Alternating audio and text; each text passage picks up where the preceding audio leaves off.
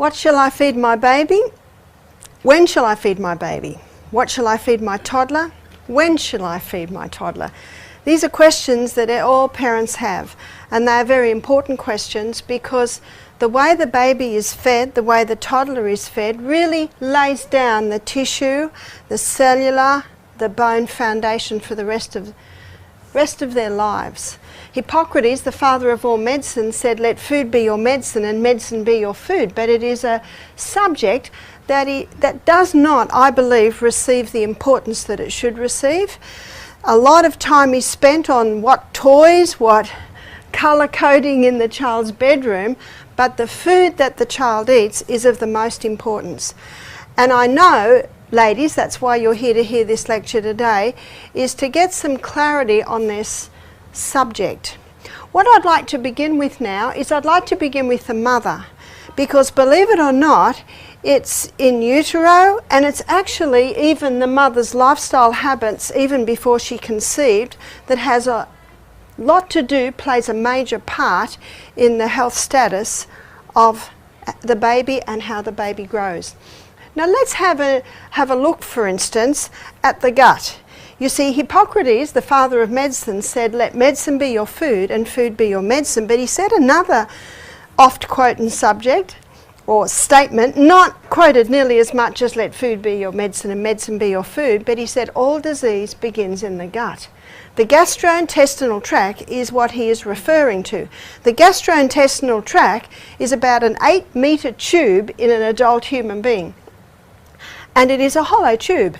And anything that goes into that hollow tube is not part of you or me or baby until it gets broken down into tiny little substances and then absorbed into the blood.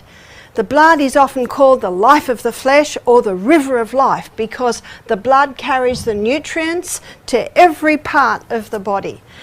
But it is in the gut that the breakdown of the food happens, and so nutrients in the blood, which are feeding every cell, are dependent on the proper function of the gut to break down that food into tiny substances. Now the gut is an interesting part of the human body because as I said, even though whatever goes in there is not part of you until it gets broken down, the gut performing properly is essential for the food to be broken down. Now let me give a little illustration of what the gut looks like. This is starting from the gastrointestinal tract area of the small intestine, because it's the small intestine where most absorption happens. So the lining of the gut basically looks like this. And these are called little villi. And over the villi is the little blood capillary network. You see, the food is coming down here, it gets broken down by enzymes at different parts in the gut, and when it gets broken down to the tiny substance called glucose, then it can get absorbed into the blood. But lining the gastrointestinal tract is a thick layer of turf made out of Lactobacillus acidophilus bifidus bacterium, so healthy bacteria. So it's this thick layer of turf that is lining this gastrointestinal tract, and it's made out basically of bacteria or healthy bacteria. And the role of that bacteria is protection. Protection is very important because, as I said, everything that goes down this gastrointestinal tract is not part of you till it gets broken down. And some things are coming down that gut that should not go into the blood.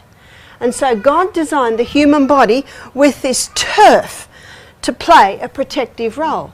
But it not only plays a protective role, it is also important for absorption.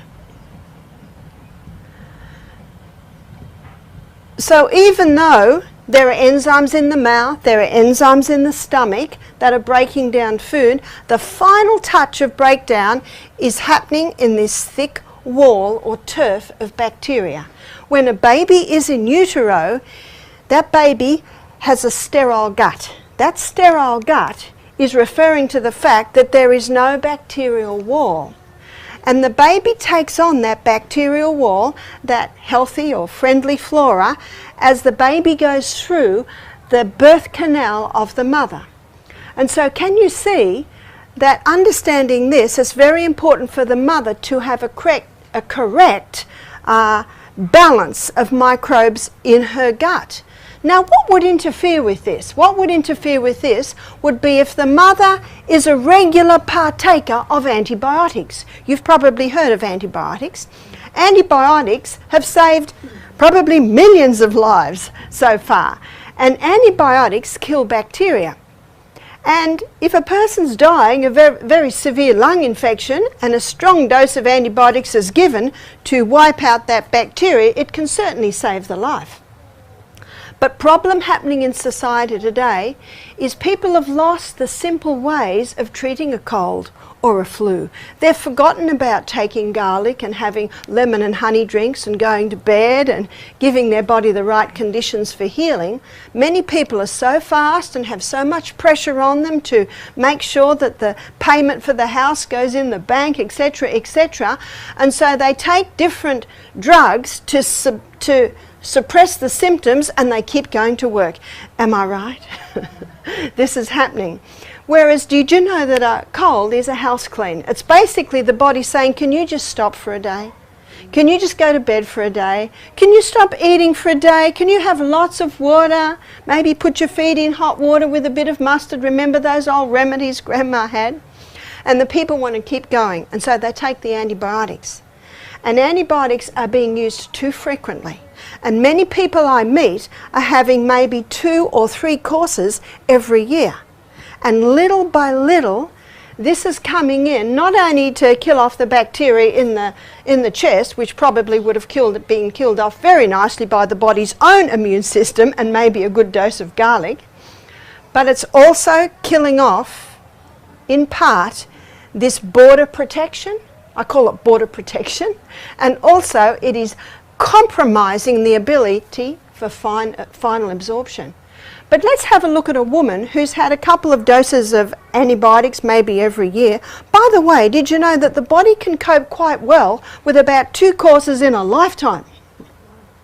And some people, I gave a meeting last night with 50 people, I said, put up your hand if you've never had an antibiotic. Not one hand went up.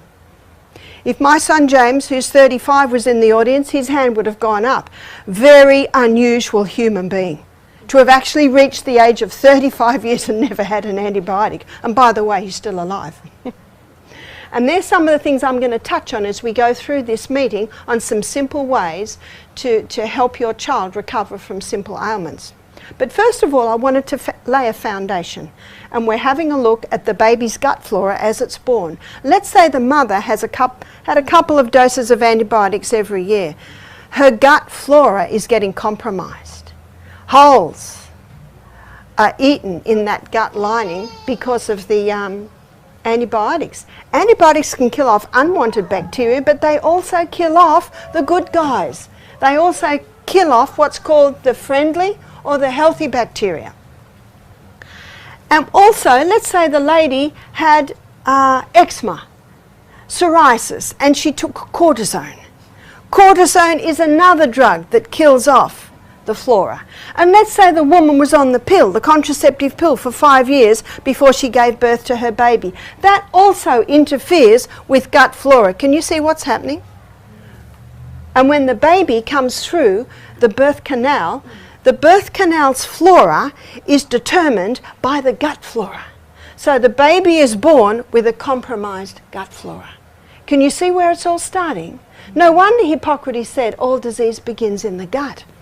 Let's say a baby is born by caesarean section. How much gut flora is that baby getting? None.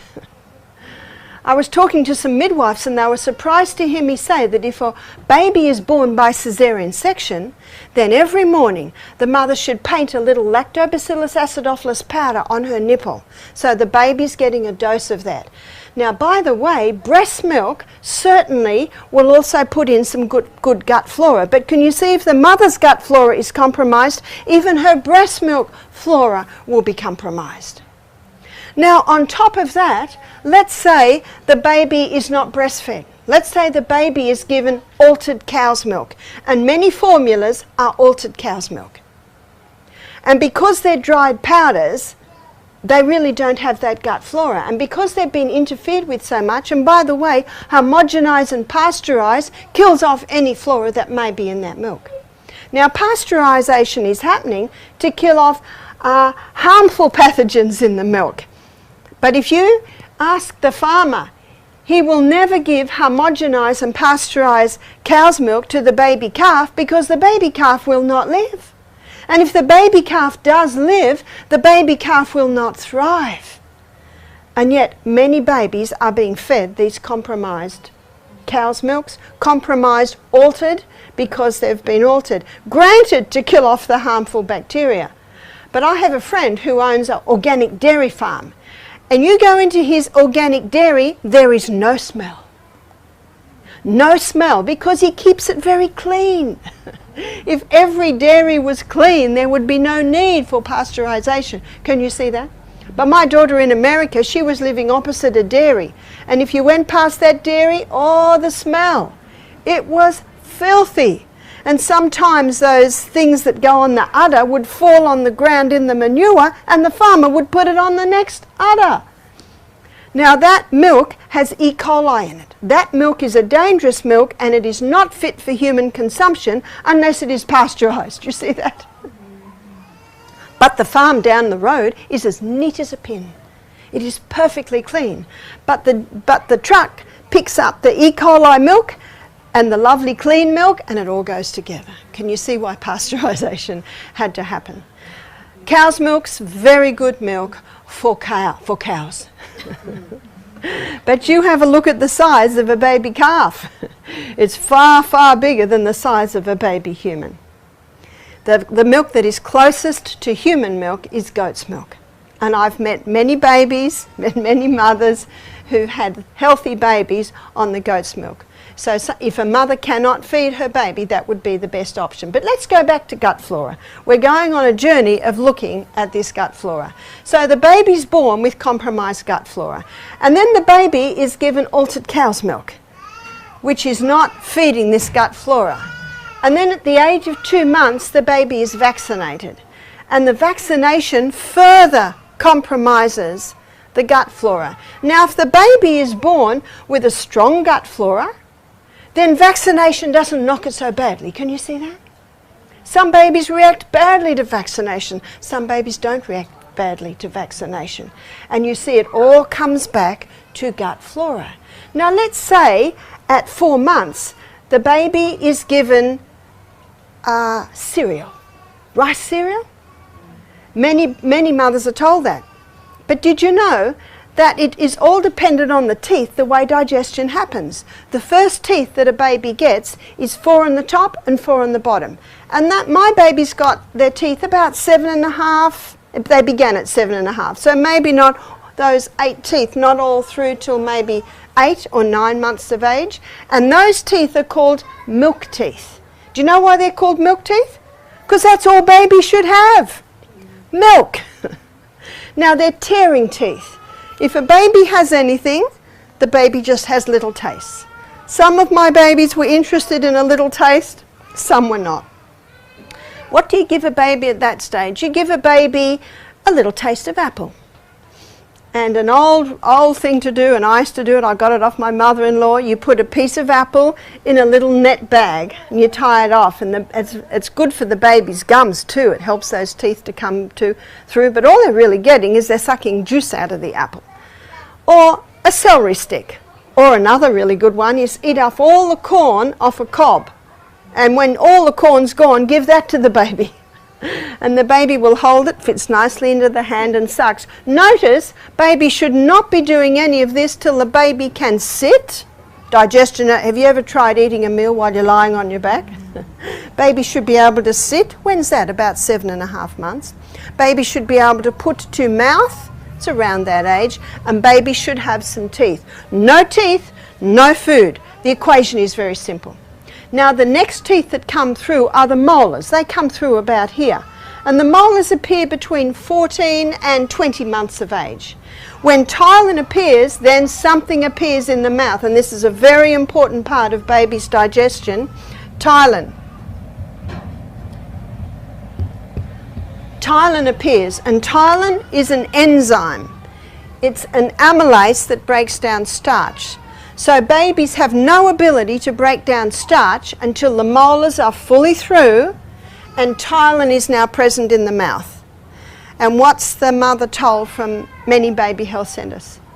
To give her baby Firax or rice cereal at 4 to 6 months of age. But the baby has no ability to digest or break down that starch till the molars are through.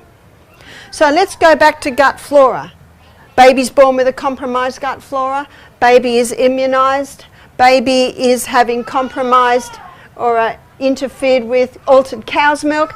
And then baby is fed at 4 to 6 months with a food that the baby cannot break down. Border protection's gone. So what's starting to happen? Partially digested particles of that starch is now getting into the blood. The blood sees it as an enemy. The blood creates antibodies. And those antibodies can create allergies. So baby gets asthma. Baby starts to get eczema. How many mothers have I spoken to that their babies are getting eczema when they're weaned off the breast? And when they're weaned off the breast, what do they have? Is the altered cow's milk? Or they start to feed them food. Now, many a mother goes to her baby health centre advisor and says to her, my baby's not sleeping through the night at 6 months of age. So the woman will say, give your baby a little rice cereal every night before they go to bed. Do they sleep through the night? They're knocked out. They've got this lump in their gut that they're unable to digest. And then the mother noticed that the baby's breath's not very nice anymore. You see, it all gets back to this border protection.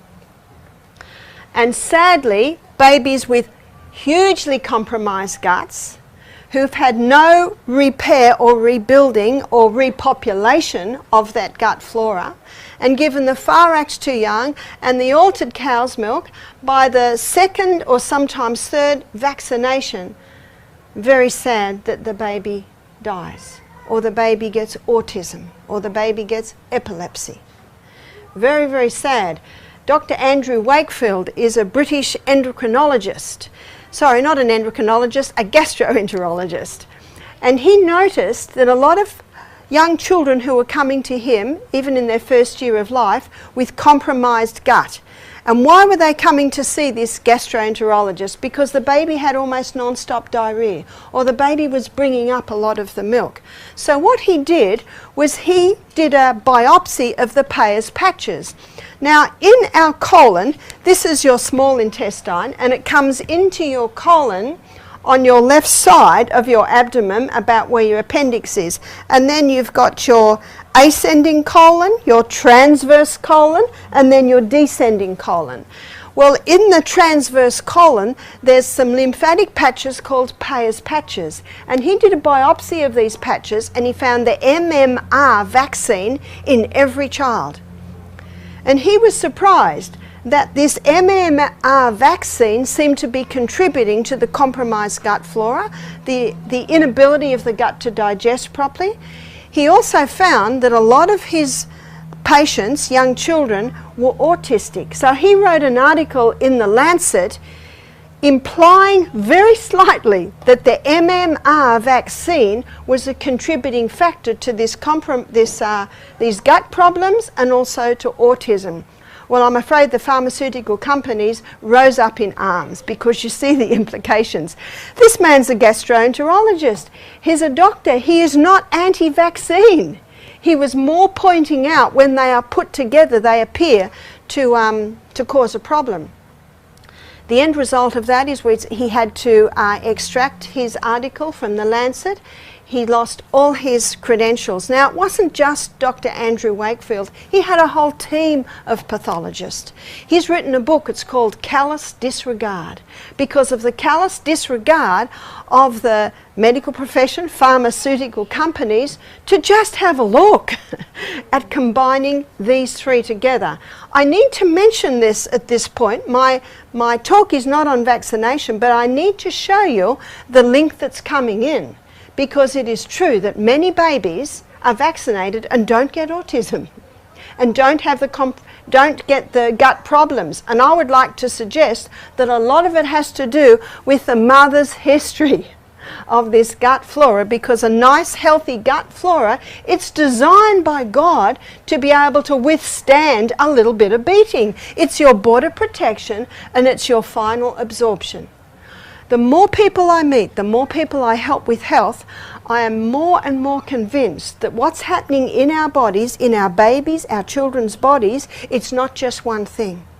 Sometimes when a problem happens, it's the final straw. You've heard about the straw that broke the camel's back. It's just the final straw on a whole lot of little things, starting before even baby's born. And you also, I'm sure, realise the saying, education is power. And many parents at this stage are feeling terrible. Oh, what have I done to my baby? But I've got some good news. There's a verse in the Bible, it's found in Acts 17, verse 30, and it says, God winks at our ignorance. So should we. Because you cannot be held accountable if you thought you were doing the best by your baby and yet you were doing in ignorance. The only hope of better things on planet Earth, I believe, is the education of people in right principles. And I'm so happy to see mothers in front of me here, because if the mothers are educated, now they start to know how to build the health and the strength of their children. I was talking to a man on the phone only yesterday, and he has terrible gut problems. And where do you think I started? Way back. Sadly, his mother has passed away. But most mothers of that era, because his mother was a baby boomer, and it was the baby boomers that first used the pill, the contraceptive pill.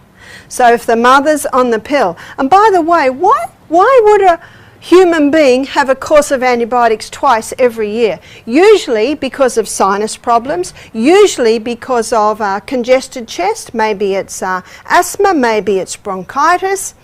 They are the common forms. Or often in children is ear problems.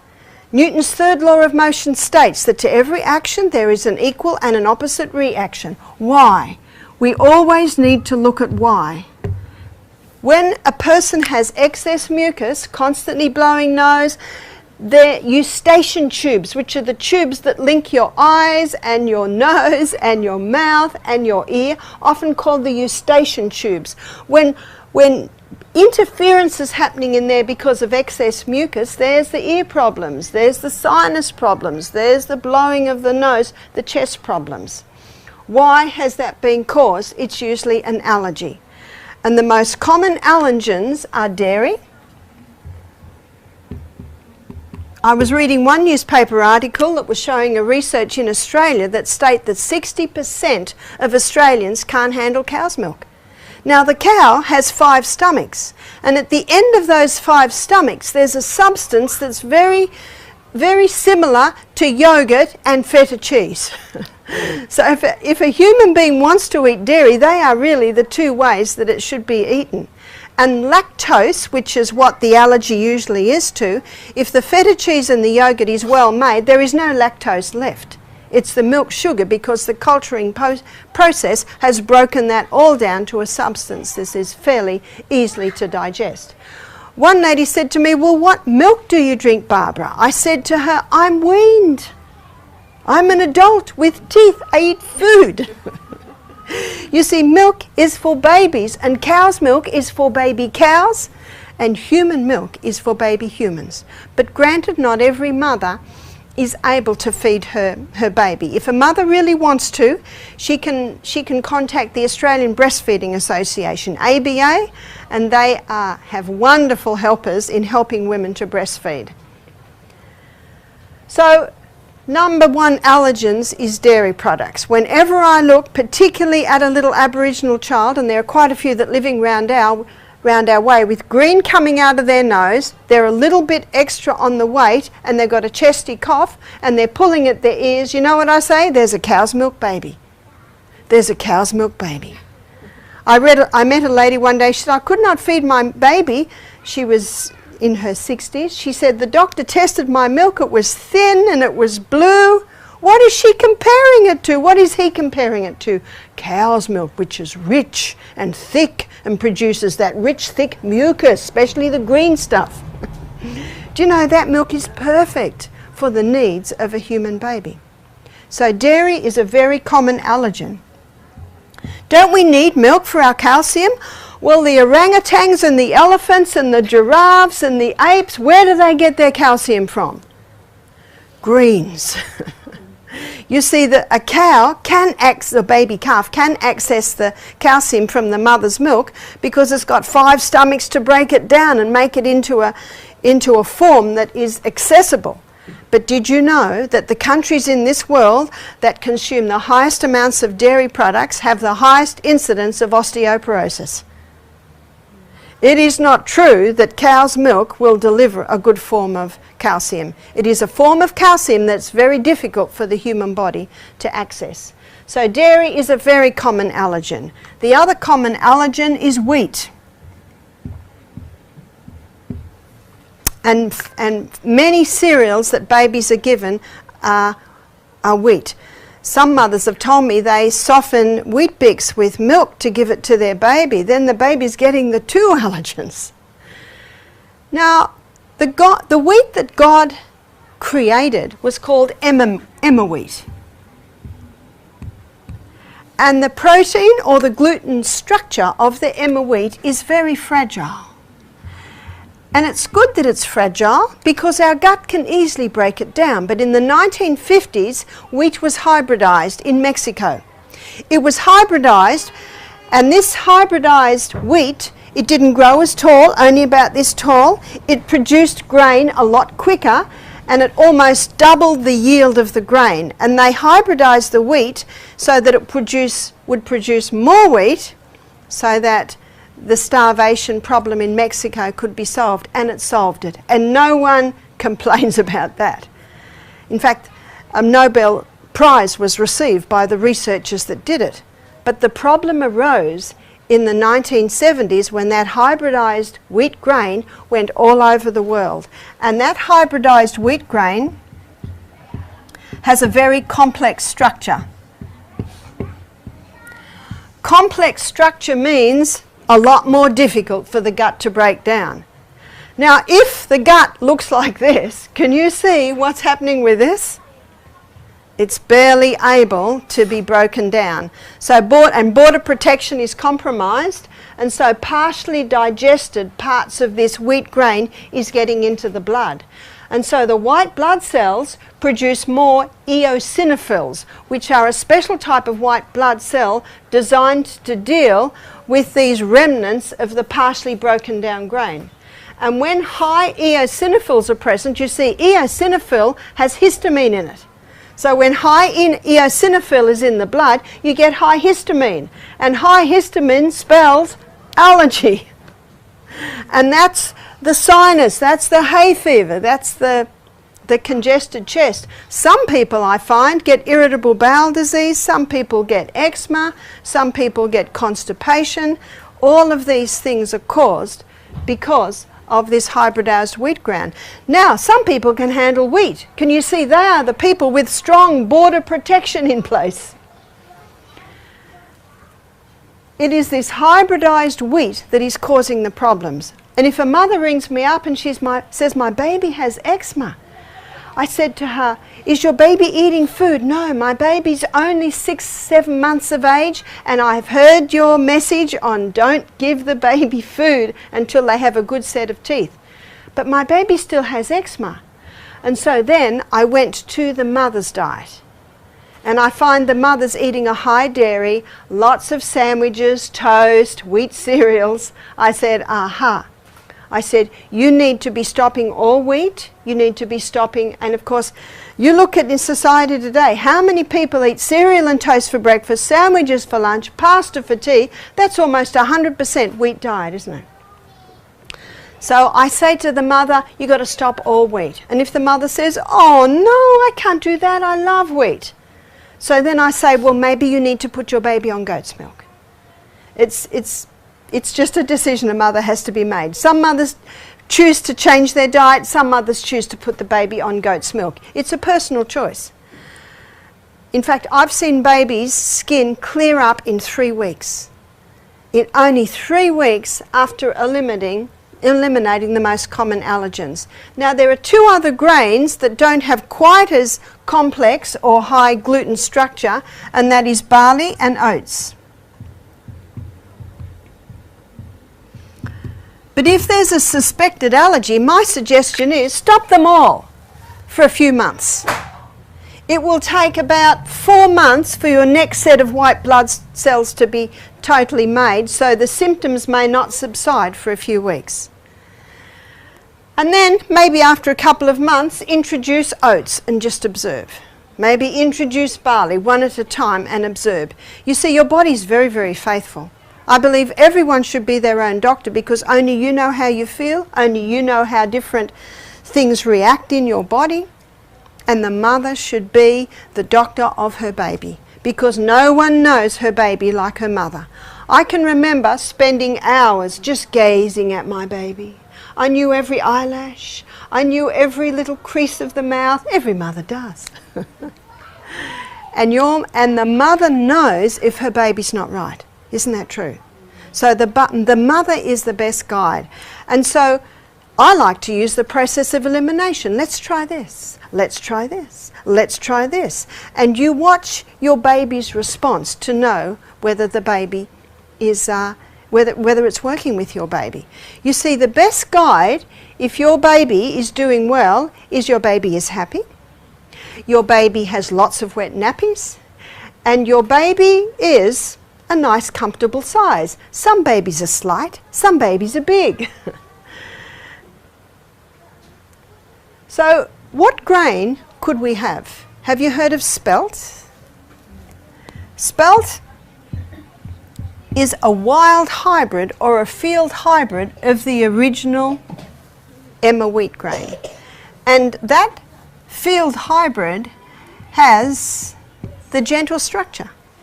And if that spelt flour is made into sourdough bread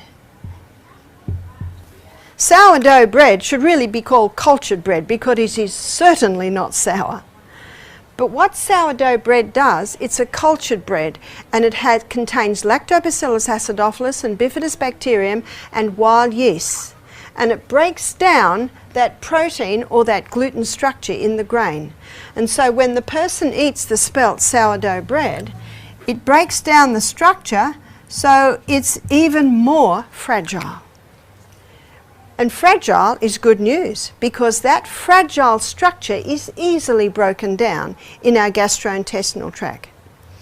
My suggestion is any baby that has eczema or asthma, they're 2 very common allergens that a baby has, that initially the mother even cut out all of these and have gluten-free grains like rice, like buckwheat, the Polish know buckwheat.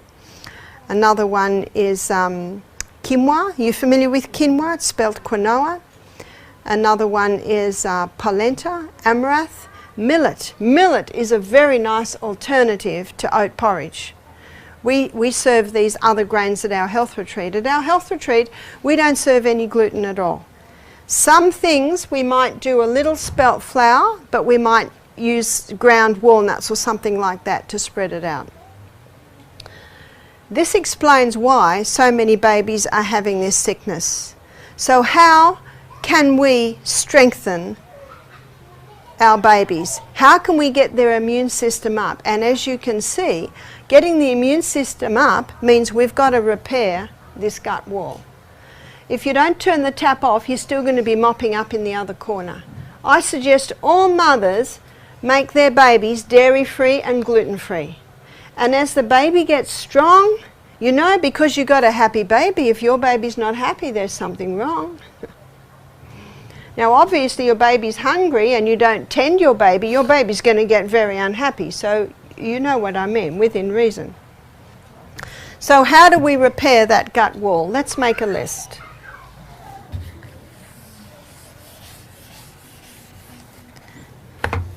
Number 1, eliminate.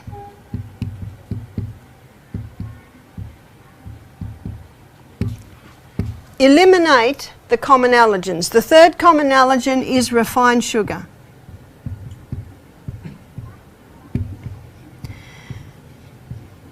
When you have compromised gut flora, when your Lactobacillus acidophilus is compromised, then the yeast that lives in the gut can get out of control, namely Candida albicans. There are dozens of different species of Candida. One lady said, I've got Candida in my body. I said, we all have. It's only a problem when it gets out of control, and it gets out of control when your border protection is compromised. And if your yeast is getting out of control, and the mother or the baby or the human being is having large sugar, what's that going to do to Candida yeast? It's going to cause it to multiply. And how quickly does yeast spread rise? Half an hour. So when given the right conditions, it can multiply very quickly. So number 1, we must eliminate the known allergens. Number 2, repopulate. Repopulate with a probiotic substance or a probiotic supplement, and you can get probiotics for babies. Now, if a woman has given birth to a baby with compromised gut flora, the mother needs to get her gut populated too, repopulated with the good guys. Flood the gastrointestinal tract with the good guys, and that'll bring the so-called bad guys back under control. You see, Candida has a place in the gut. It has a place in the way the food is broken down. I liken Candida to water and fire. Good slave, but a bad master.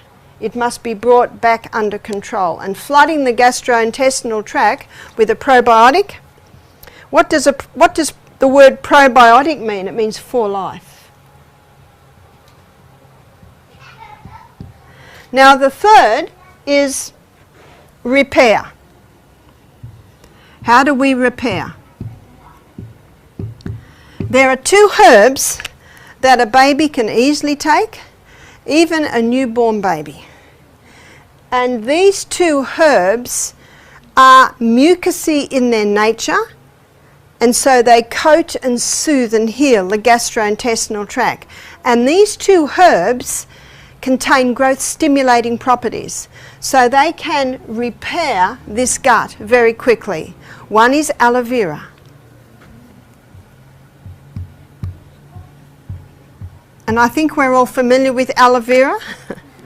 Now, the part of the aloe vera plant that you use is the inside clear gel. Just under the skin is a yellow substance, and if you take that, you will go to the toilet big time. It is irritating to the gut. But if you thickly peel the aloe vera and just get the clear white scent or the clear gel center, you can do it in a few ways. If you're giving it to baby, what I would often do is I would put it in my mouth and I would chew it up to a gel, spit it into my fingers, and then just pop it into baby's mouth. Now, not everyone's happy to do that, but you know, traditionally 100 years ago, that was very common to do that. And you're also putting a little bit of your good bacteria back into that baby. Most of your good bacteria is in your gut, but you've got a little bit in your mouth. Or you can just mash it up with a fork, or you can get aloe vera juice. Now, aloe vera juice is a stabilized juice. Just be cautious that it doesn't have sugar in it, and I think you can get it with some juices. Obviously, if it's a new little baby, you just give it little tiny bits, you know, even just a few drops for a very tiny baby. And the other is slippery elm.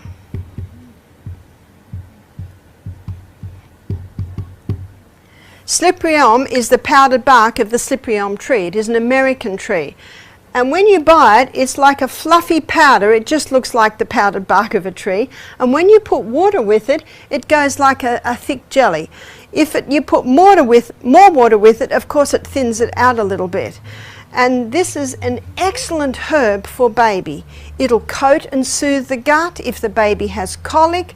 By the way, no baby would have colic if the mother eliminated all of this out of her diet. And the Australian Breastfeeding Association, they are big pushers for that as well. How nice if a baby doesn't have colic, eh? And if the baby has colic and you've got a baby who's 2 months old and you've just found this out and it's going to take a month for your body to adjust to having this out, the good news is you can give your little one a bit of slippery elm every night. You can mix it with a bit of breast milk and just pop it into their mouth, just a little bit of a finger putting it in, and put the slippery elm in a little lump mixed with a bit of milk, and then quickly put the baby on the breast, and then the swallowing action will take it down.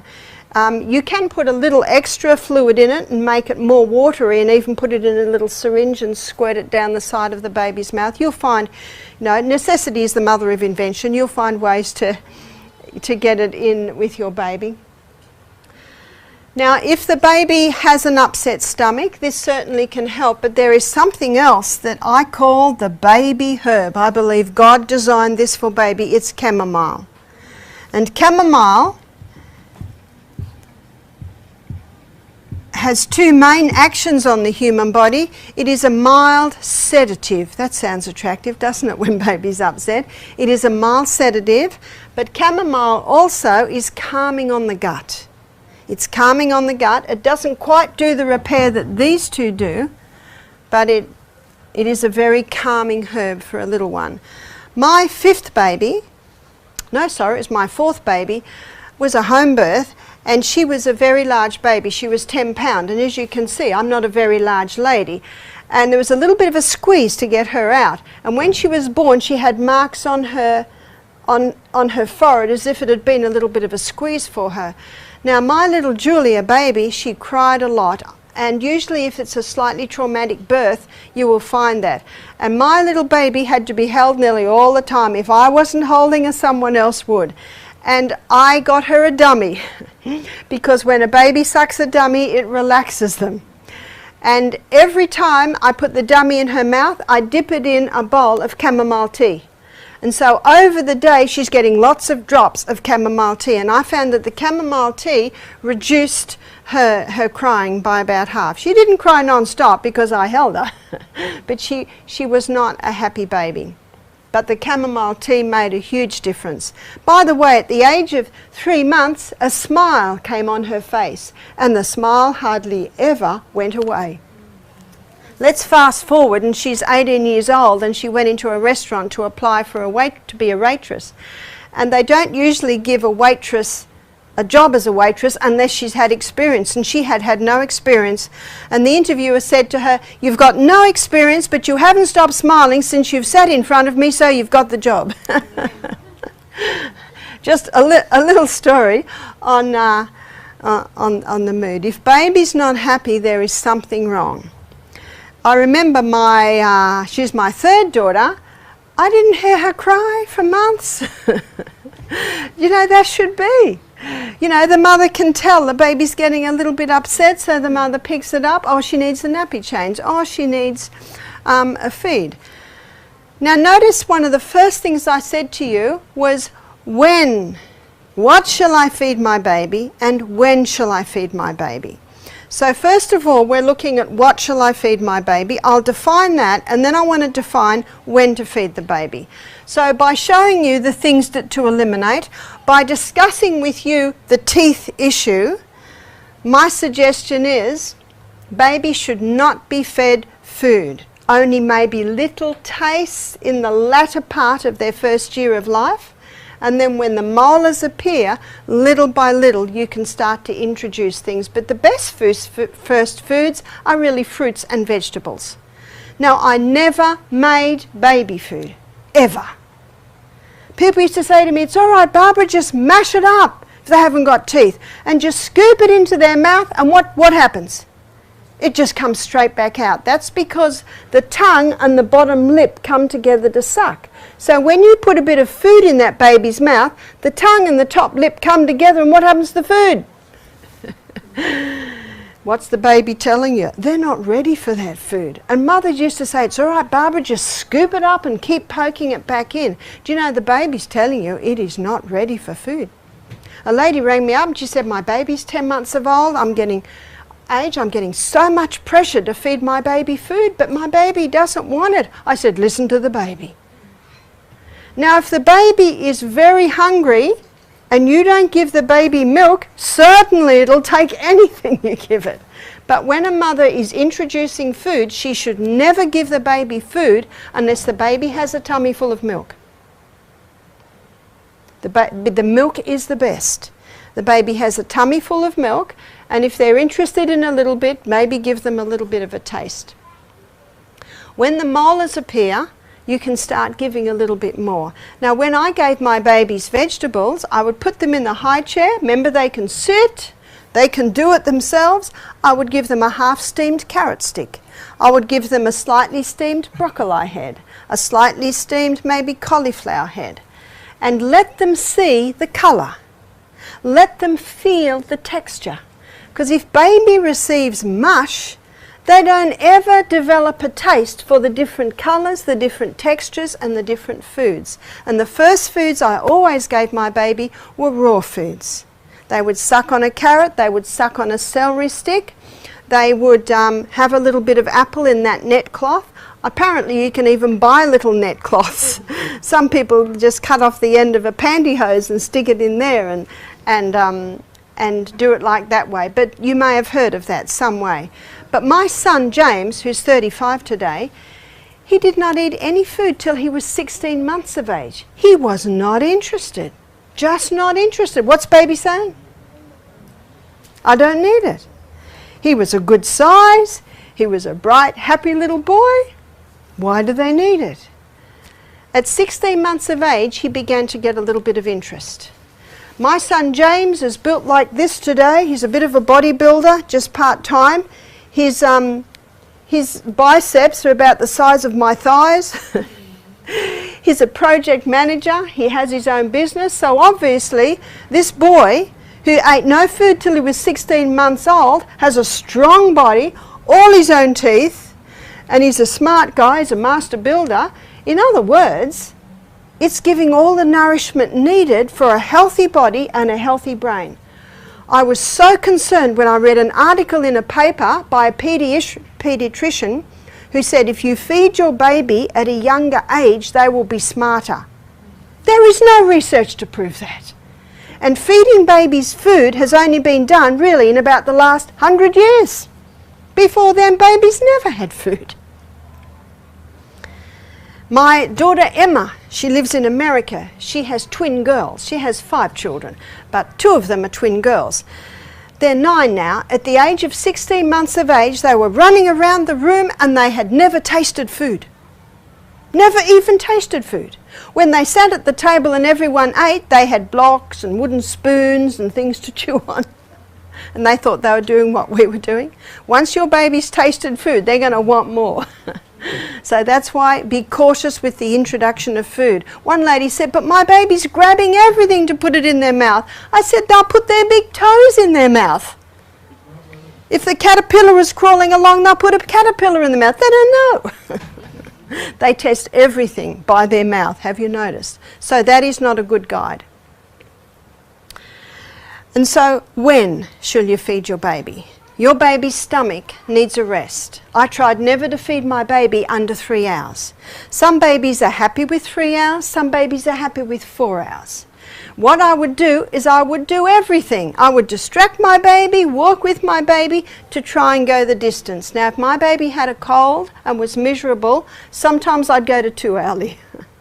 If my milk seemed a little bit low of an evening, I might go to even a 1.5 hour, but it was just a short period of time to build that milk up. The Australian Breastfeeding Association has excellent counsellors that can guide you in all of these things. But when baby's fed hourly or half hourly, that can really irritate the stomach. The baby needs times of rest. When do you feed your toddler? Feed your toddler at meal times. I would feed my toddler breakfast, then I would feed my toddler lunch, and then I would have them a little bit at night. If toddlers are eating all day long, they never eat a good meal, their stomach gets irritated. And you've got an irritated little one whose stomach's always irritated. You see, it takes 3.5 to 4 hours to digest a meal. And then the stomach needs a little bit of a rest. And many toddlers say they're hungry when they're just bored. Many toddlers say they're hungry when they're actually thirsty. And how many times does a toddler cry and cry for food? You give it food, then they want to drink. And yet drinking with the meals dilutes the gastric acid. So very important to do that. I raised 8 children on this method and I had very happy children. What do you do when they're sick? When they're sick, I wouldn't feed my baby much. I would only do breast milk, even if my toddler by now is eating food. Maybe just watermelon. They need to eat lightly so all their body's energies go to healing. And the body can heal itself.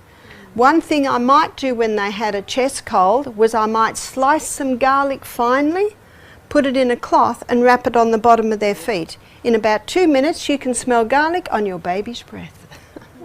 Takes 1 minute for 1 drop of blood to go round the whole body. But you will find your baby is strong and healthy and will heal quickly. What about a fever? I never gave my baby Panadol because a fever is your friend. And 3 things to remember with the fever: it's your friend. When all the rubbish is burnt up, the fire will go out, and water will put the fire out. If the baby has a fever, you can put the baby in a tepid bath and the tepid water will draw the heat out of the body. Or you can wrap your baby in a wrung out wet sheet and then a little woolly blanket and cuddle your baby.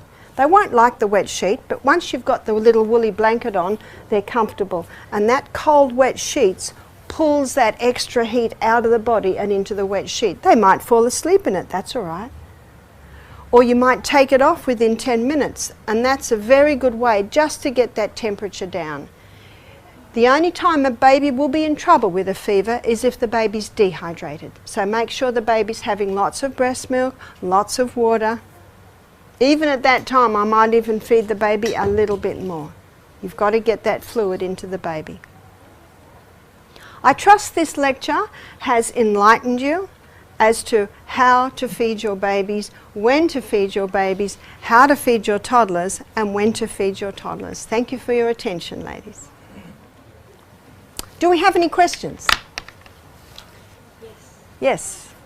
There's a microphone. Okay. My son is now 8 years old, and he didn't have any skin problem until just a year later. Last year, when he started developing some eczema on his ear. And I took him to a GP, and the GP said, oh, it's a common problem among children where you have split or a cut just right under the ears. And it keep on popping back on. Yes. And he's vegetarian. Does he have wheat? I think he does. Yes, yeah. So notice what the GP said. It is a common problem. We've forgotten what normal is. Normal is there is no rash on the baby at all. So if a little, well, this is not a baby, this is an 8-year-old, I would stop the wheat, stop the barley, stop the oats, stop the refined sugar, and stop the dairy. In fact, I could have an answering service on my phone. Stop the wheat, all gluten, dairy and sugar. Next. It sounds so simple. What do we do with the cut? Just leave it? What do you do with the cut? You could bathe it with salt water, but he won't like it. And you could put just a little bit of aloe vera on it. But anything that happens in the skin is an indication of something that's happened on the inside. You heal the body from the inside, the skin will all clear up. So it will automatically clear, and it'll clear from the inside out. Don't be surprised that you might need to wait 3 or 4 weeks before it's totally healed. But keep going. Will you keep him off that? Well, maybe 6 months later you might try a little. See what the reaction is. Sometimes children can't cope with it for 3 or 4 years, and then they can start to have a little. That's why you watch. You watch what your body responds to. But you have a look. Wheat is in so many things. That's why I say become Chinese, live on rice. Easy way to do it. Any more questions before we close? That's good. That means I've answered all your questions. Thank you for your attention.